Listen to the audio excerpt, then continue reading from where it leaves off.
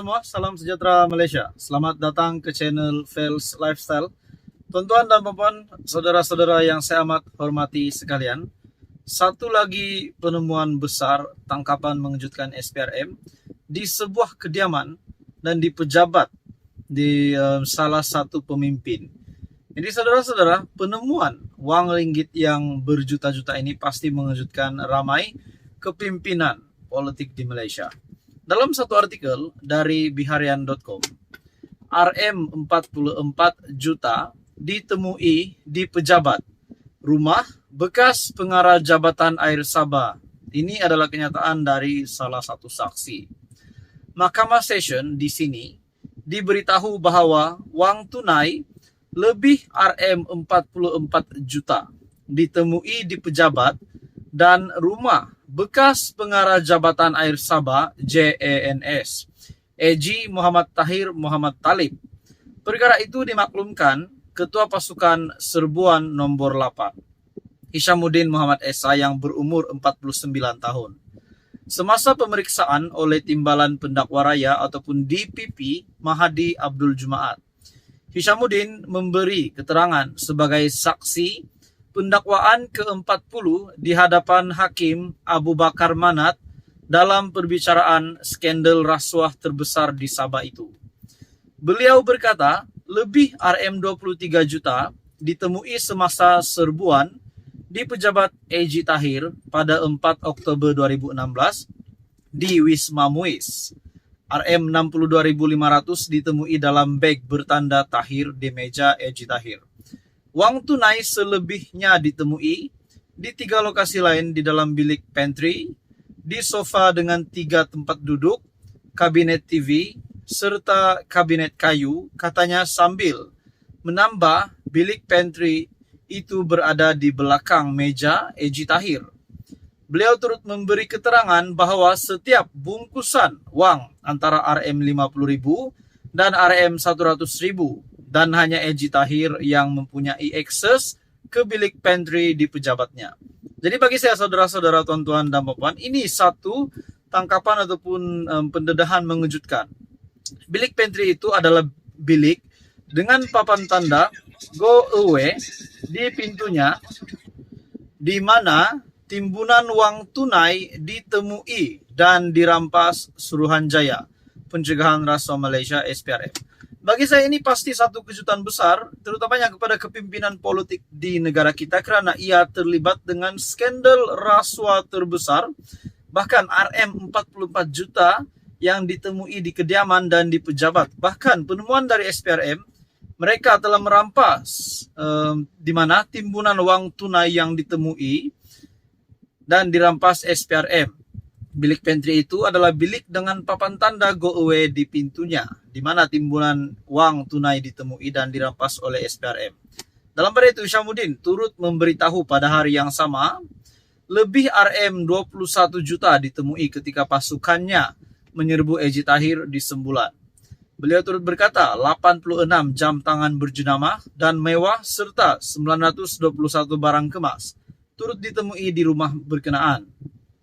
Menjawab soalan, beliau berkata lebih RM8 juta ditemui dalam sebuah bilik di tingkat 3 rumah itu. Kira-kira RM9 juta ditemui dalam sebuah kereta Mazda dan sebanyak RM4 juta lagi ditemui dalam sebuah Mercedes-Benz. Bagi saya ini satu pendedahan yang pasti mengejutkan ramai, pasti memberikan amaran kepada mana-mana pemimpin di negara ini. Amaran maksud saya supaya tidak terlibat dengan rasuah, kerana perkara ini membolehkan si pesalah ini ataupun suspek ataupun beliau yang RM44 juta ditemui di pejabat rumah bekas pengarah Jabatan Air Sabah, beliau boleh dikenakan tindakan undang-undang. Jadi apa komen Anda saudara-saudara? Teruskan bersama di dalam channel ini. Untuk info yang seterusnya jangan lupa tekan butang like, share dan subscribe. Halo semua, salam sejahtera Malaysia. Selamat datang ke channel Fels Lifestyle.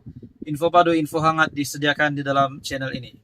Saudara-saudara, dalam keadaan terkini, kerajaan perpaduan yang kita dapat lihat, kepimpinan Datuk Seri Anwar Ibrahim yang begitu baik sekali setakat ini. Namun kita juga tidak dapat menafikan bahwa terdapat beberapa pandangan dari netizen, bahkan dari kalangan pemimpin sendiri dalam kerajaan perpaduan, dan juga sudah semestinya dari pembangkang berkaitan dengan kerajaan gabungan PHBN ini. Ada yang mengumpamakan kerajaan PHBN adalah kawin paksa dan sebagainya. Pada akhirnya saudara-saudara, berkaitan dengan itu dalam satu artikel yang mengesahkan dari sinarharian.com, BN sedia jadi pembangkang, DAP boleh tinggalkan UMNO.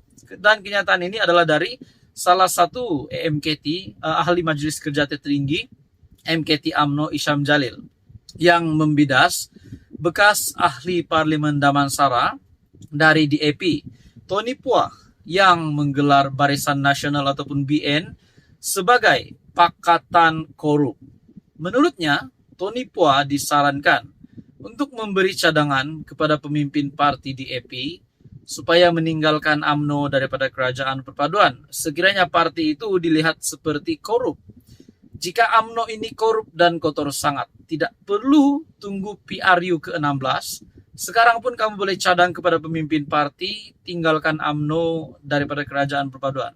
Saudara-saudara, persoalan yang kita dapat timbulkan di sini, adakah dengan kenyataan Isyam Jalil ini yang membidas kenyataan Tony Puah, bekas ahli Parlimen Damansara dari DAP ini, menunjukkan bahwa terdapat perselisihan faham di antara DAP dan UMNO di dalam gabungan PHBN hari ini. Dan adakah ini boleh mengundang kepada perkara ataupun keadaan situasi yang lebih serius pada masa akan datang? Dalam artikel ini, saya oke sahaja jadi pembangkang jika tidak kerana titah yang di Pertuan Agong. Dahulu, UMNO dan BN memang sedia untuk menjadi pembangkang selepas PRU 15 nanti. Dan bagi saya ini pasti satu kejutan besar untuk Istana Negara dan kepada yang di Pertuan Agong bagi saya, disebabkan ini menunjukkan bahwa perbalahan di dalam kepimpinan kerajaan perpaduan boleh membuatkan rakyat Malaysia kecewa. Rakyat Malaysia melihat beberapa perkara ataupun isu yang timbul di dalam kerajaan perlu diselesaikan. Jadi dalam artikel ini, pada Jumaat, Tony Puah tiba-tiba menggelar BN yang kini bersama PH dalam kerajaan perpaduan sebagai Corrupt Coalition atau Pakatan Korup. Kenyataan itu disuarakan bekas setiausaha publicity DAP sewaktu berucap pada majlis makan malam mengumpul dana DAP di pekarangan Dewan Bandaraya Petaling Jaya ataupun MBPJ dengan label sama turut diberikan kepada PPBM berlaku selaku sebuah lagi parti nasionalis Melayu.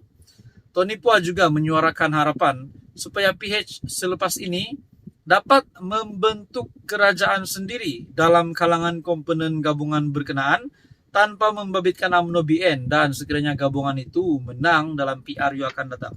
Persoalannya, kerajaan yang ada hari ini, gabungan PH dan BN, adalah pilihan yang terbaik, bahkan ini adalah titah dari yang di Pertuan Agong. Adakah dengan ini, kenyataan dari pemimpin DAP ini mampu merosakkan hubungan yang baik di antara UMNO dan PH hari ini? Persoalannya, adakah UMNO yang sepatutnya keluar dari kerajaan perpaduan ataupun DAP yang keluar dari kerajaan perpaduan? Jadi itu semua hanya persoalan. Jadi saudara-saudara, apa komen Anda? Teruskan bersama di dalam channel ini untuk info yang seterusnya. Jangan lupa tekan butang like, share, dan subscribe.